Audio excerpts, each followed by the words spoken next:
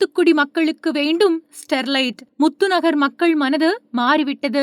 கடந்த 2025 ஜூலை 21 அன்று ஆயிரக்கணக்கான உள்ளூர் மக்கள் தூத்துக்குடி கலெக்டர் அலுவலகத்தில் ஒன்று கூடி ஸ்டெர்லைட் உருக்காலையை மீண்டும் திறக்க கோரிக்கை விடுத்துள்ளனர். இவர்கள் பொதுமக்கள் மட்டுமில்லை, பெரிய மற்றும் சிறு குறு ஒப்பந்ததாரர்கள், போக்குவரத்து அமைப்பை சேர்ந்தவர்கள், சிறு குறு தொழில் முனைவோர், லாரி உரிமையாளர்கள், லாரி ஓட்டுநர்கள், தொழிலாளர்கள் குடும்பத்தை நம்பி வியாபாரம் செய்த சிறு குறு வியாபாரிகள் என தூத்துக்குடி மாநகராட்சி மற்றும் அதனை சுற்றியுள்ள கிராமங்களை சேர்ந்த மக்கள் ஆலையை திறக்க வேண்டும் என தற்பொழுது கேட்க ஆரம்பித்து விட்டனர். தூத்துக்குடி நகரத்தின் வாழ்வாதாரத்தை மீட்டெடுப்பதற்கும் பொருளாதார முன்னேற்றத்திற்கு தடை எதுவும் இல்லாமல் இருப்பதற்கும் படித்த தூத்துக்குடி இளைஞர்களுக்கு வேலை வாய்ப்பு கிடைக்கவும் தூத்துக்குடி மாவட்டத்திற்கு ஸ்டெர்லைட் வேண்டும் என மக்கள் கேட்க துவங்கிவிட்டனர். அரசு மக்கள் தேவையை பூர்த்தி செய்யுமா? தாமிரத்தில் நாட்டிற்கு 36% பங்களிப்பை அளித்த ஸ்டெர்லைட் காப்பர் ஆலை